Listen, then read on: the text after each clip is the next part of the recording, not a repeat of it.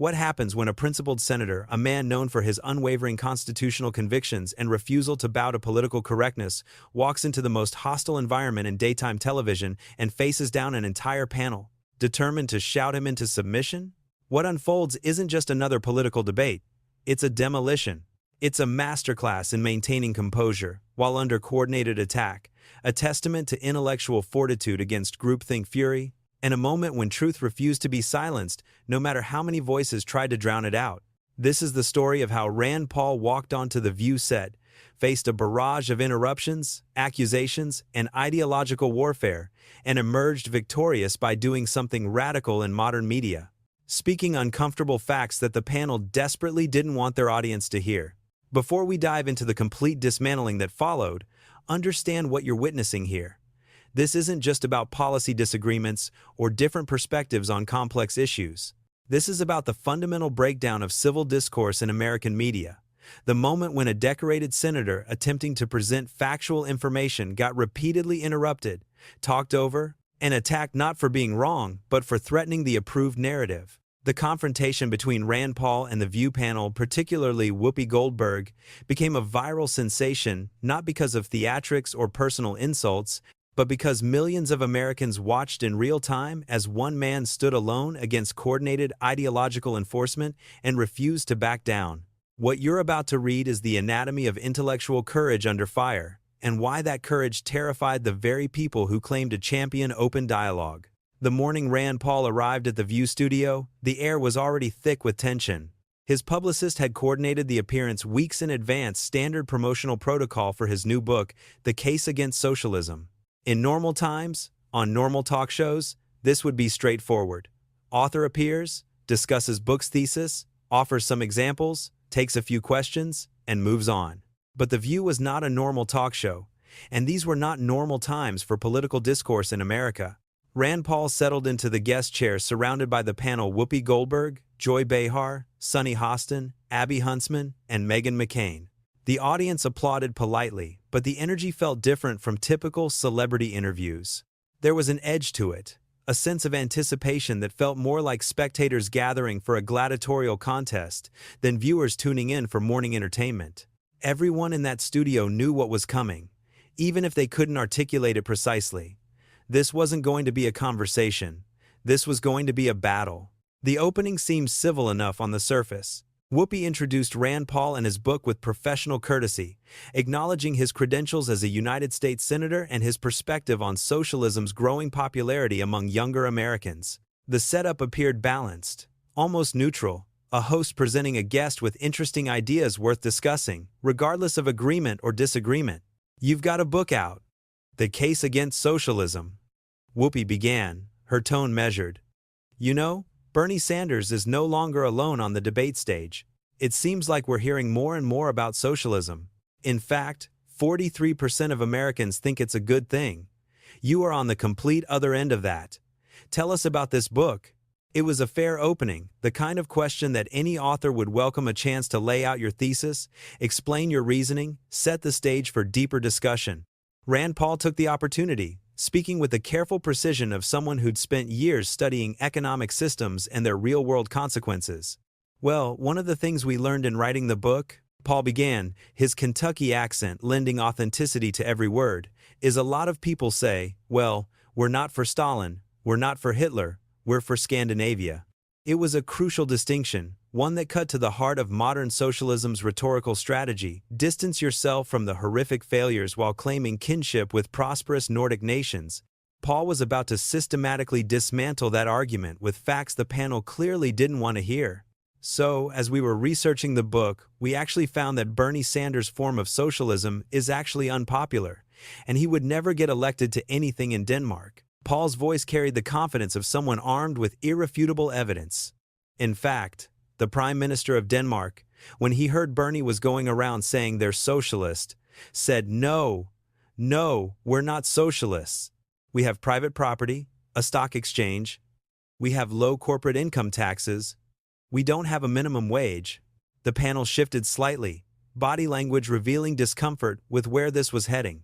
These were facts verifiable, documented facts from Denmark's own prime minister that contradicted the carefully constructed narrative American progressives had built around Scandinavian socialism. Paul continued, building momentum.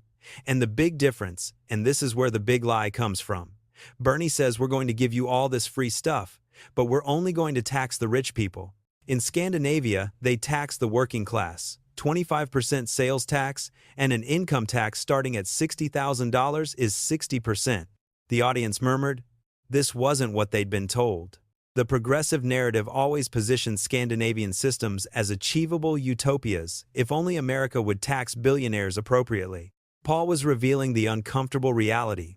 Those systems are funded by massive taxation of ordinary workers, not just the wealthy. So really, the difference between their country and our country is they do have more free stuff in Scandinavia, but they pay for it with massive taxes on the working class and the middle class.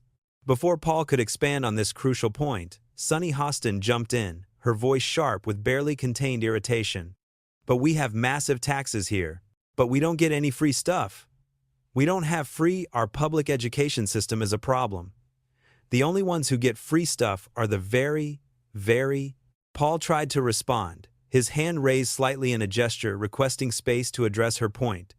We have a different form of taxation in our country. Ours is much more progressive.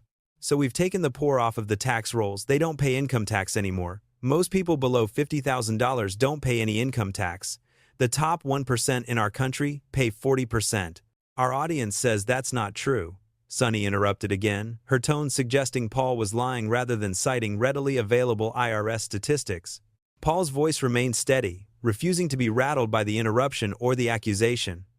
Well, the IRS statistics say that the top 1% in our country pay 40% of the income tax, and that those making less than $50,000. Donald Trump doesn't pay any income tax. Sunny burst out, unable to contain herself, her obsession with Trump overriding any pretense of letting the guest complete a thought. The pattern was established now, clear to anyone watching. Rand Paul was presenting documented facts about tax policy and economic systems. The panel was responding not with counterarguments or alternative data, but with interruptions, deflections, and personal attacks on political figures they despised. This wasn't debate, it was ideological enforcement disguised as conversation. Paul pressed on, determined to complete his point despite the coordinated effort to prevent him from speaking. Let me ask, can Americans really sit there and say we don't get free stuff, that only the wealthy get free stuff? Doesn't Medicaid equal free Medicare? Don't food stamps equal free food? Doesn't Section 8 equal free or close to free housing? Don't public schools equal free education? The questions hung in the air, unanswerable because they were factually correct and everyone knew it.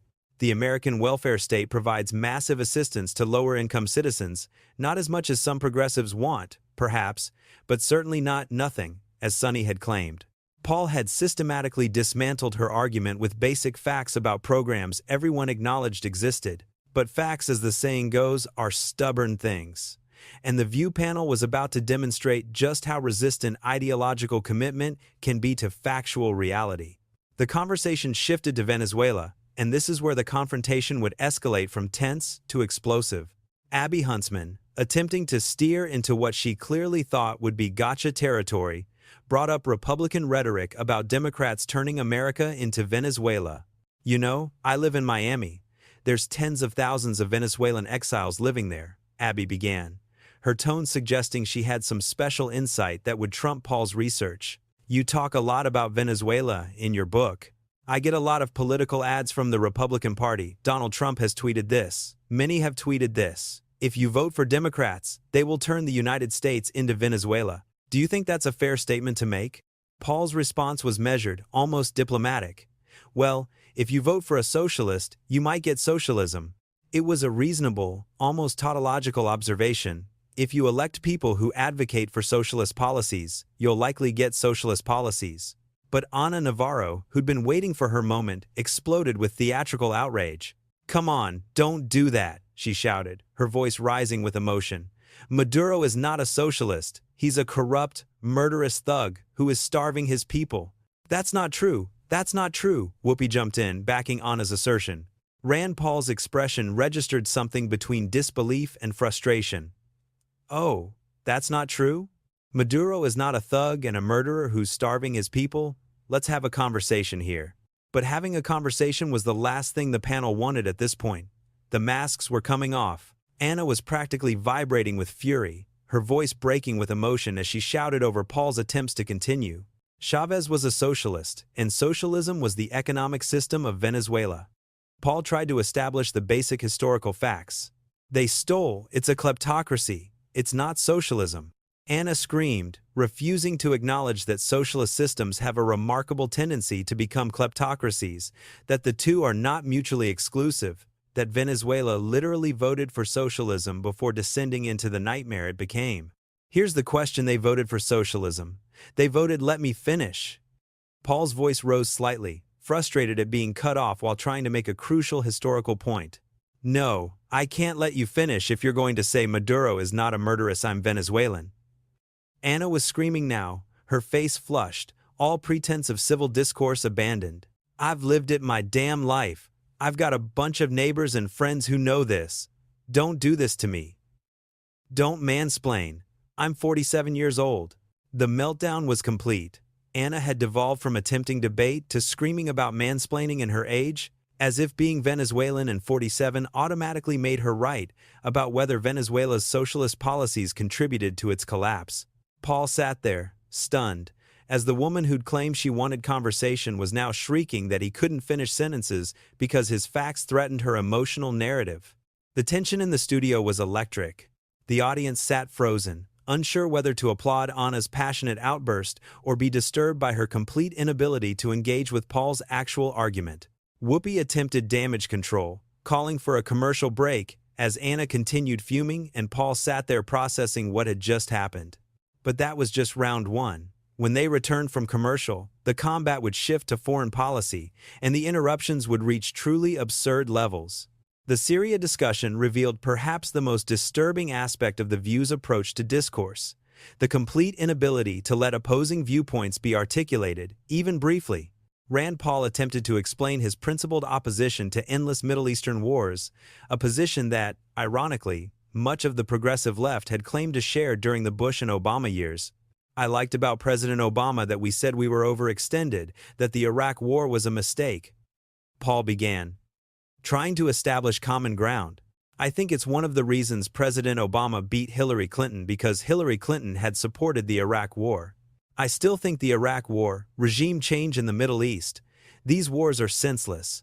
So does President Trump. He doesn't want to get us involved in another Iraq war in Syria. It was a reasonable position, one that had broad bipartisan support in polling. Americans were exhausted by endless wars in the Middle East, tired of seeing blood and treasure spent in conflicts with no clear objectives or exit strategies. Paul was articulating what millions believed. But Whoopi wasn't interested in finding common ground. She was interested in finding fault, in attacking Trump's Syria policy regardless of its merits or its alignment with positions she'd probably held 5 years earlier. So if you have allies and they are working with you and fighting with you, in 24 hours somebody wakes up and says, "Nah, we're out." Is that the right way to do this? Whoopi demanded, her tone accusatory. Paul tried to respond. I think the way we look at war is we don't look at. No, is that the right way? Whoopi interrupted, refusing to let him even begin his answer. The question, okay, when we decide whether or not we're sending our young people into harm's way, we should obey the Constitution, which says we should declare war and put them in a war theater. But let me finish. Let me finish, became Paul's mantra throughout the segment, a desperate plea for the basic courtesy of being allowed to complete a thought. But the View panel had no interest in that courtesy. They wanted to dominate, to overwhelm, to prevent him from articulating positions that might resonate with their audience. And here's the thing about it, Paul continued, his voice rising to be heard over multiple hosts trying to interject. If you ask these people, Lindsey Graham and the Cheney warriors, and all these warmongers that want to stay at war forever, who are we going to declare war on? They don't know. Turkey, our ally, Syrian army out in the middle? It's like we should never have been there in the first place. That's not the question. Whoopi shot back, as if Paul's point about the fundamental illegitimacy of the mission was irrelevant to whether we should continue it. That's what the left agreed with for so many years. Paul's frustration was becoming evident. For so many years, the left agreed with me. I am neither left nor right, Whoopi declared, a statement so absurd that it would have been laughable in any other context. I'm just American. I want to know, should we be walking out? Paul tried to explain. Here's the thing, left and right have agreed in the past that regime change doesn't work. When we got rid of Hussein, we got chaos and more terrorism. When we got rid of Gaddafi, chaos and more terrorism. Multiple hosts erupted at once, their voices overlapping in a cacophony designed to prevent Paul's historical examples from landing with the audience. The pattern was unmistakable. Every time Paul approached a point that might resonate, every time he articulated a position that had logical force, the panel would interrupt, redirect, or simply shout him down. This wasn't debate. This was suppression. The confrontation reached its crescendo when Paul attempted to address the question of abandoning allies, a talking point that had been weaponized against Trump's Syria policy, despite its complexity and the fact that many of these same critics had advocated leaving Afghanistan and Iraq under previous administrations. The idea of breaking our word as Americans, of breaking our word to our allies, of having people who risk their lives who've been there for years. What message does that send internationally to other allies if we abandon them? Sunny demanded, her voice dripping with moral indignation. Paul's response cut to the constitutional core of his entire philosophy. I think the only duty we owe and the only oath I take is to the Constitution. I didn't promise to take the country to war. I promised not to take the country to war. So did President Trump, by the way. It was a powerful statement of principle, the idea that elected officials' primary obligation is to their own citizens and Constitution, not to endless entanglements abroad. But the panel wasn't interested in constitutional philosophy. They wanted gotcha moments and emotional appeals. But the Constitution says protecting you from enemies foreign and domestic, Sunny shot back. And there's many of us who feel that this puts us in greater danger because of what it means with ISIS. Anybody who tries to make the argument that someone in Syria is a danger to our country is really not paying attention, Paul countered, his voice carrying the weariness of someone who'd been making this point for years, against willful misunderstanding.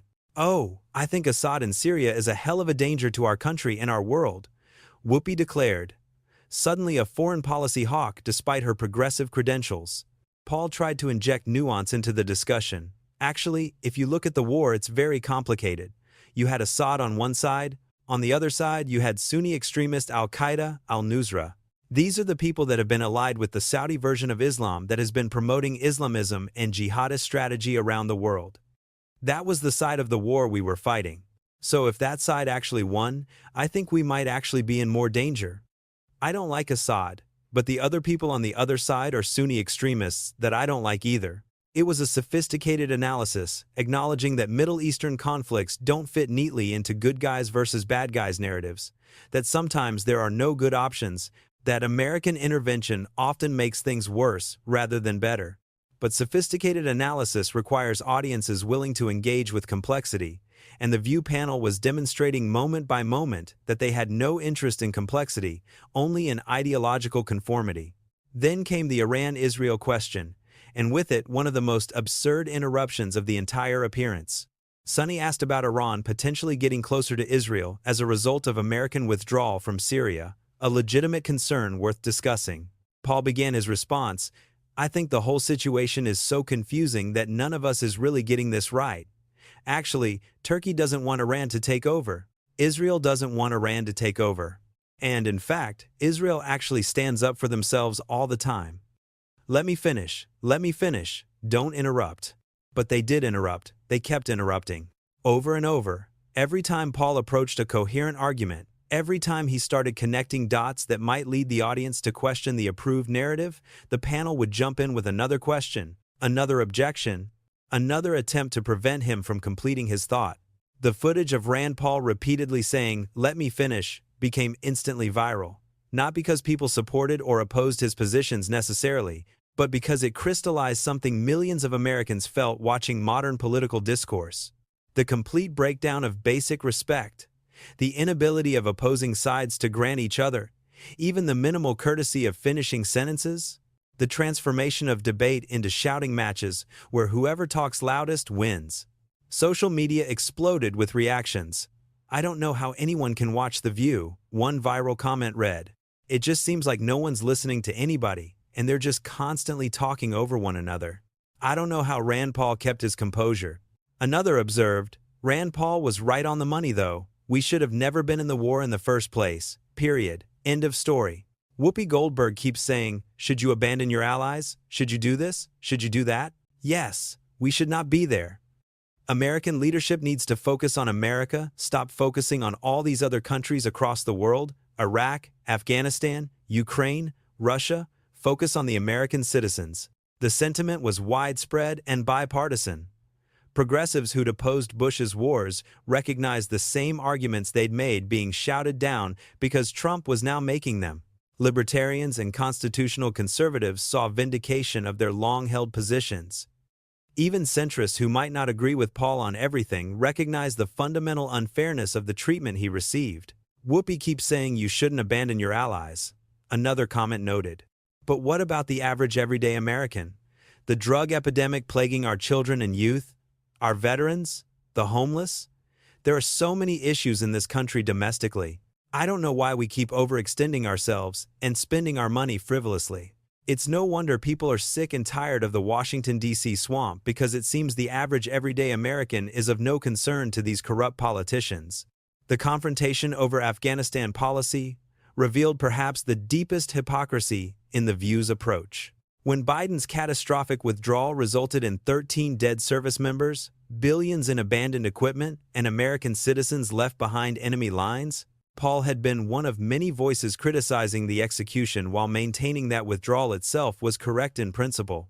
But pointing out that Biden's blunders didn't invalidate the underlying policy of ending forever wars was not something the View panel wanted to hear. They wanted binary thinking. Either you support Biden's every decision or you're a warmonger who wants troops deployed forever. The possibility that withdrawal was right but executed horrendously didn't fit their narrative framework. No accountability is a foreign concept to the Biden administration, Paul had argued, pointing out that Biden's response to the Afghanistan disaster was to blame Trump rather than take responsibility for his own catastrophic planning. If this man had any honor within himself, he would say, "You know what? People did die on my watch. We did leave American citizens in Afghanistan. We did pull the troops out before letting the American citizens get home. We did leave $88 billion worth of equipment that the Taliban is now using and the Chinese are studying." A real leader would apologize to the American people and commit to doing better. It was a devastating critique that applied regardless of party affiliation, the observation that real leadership means accepting responsibility for failures rather than deflecting blame. But the View panel, committed to defending Biden against all criticism, could only respond by attacking Paul's motivations rather than addressing his arguments.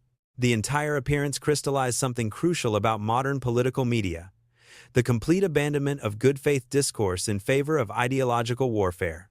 The View panel wasn't interested in understanding Rand Paul's positions, or engaging with his evidence, or acknowledging any validity in his constitutional arguments. They were interested in preventing him from effectively communicating ideas that threatened their preferred narratives. Every interruption was strategic.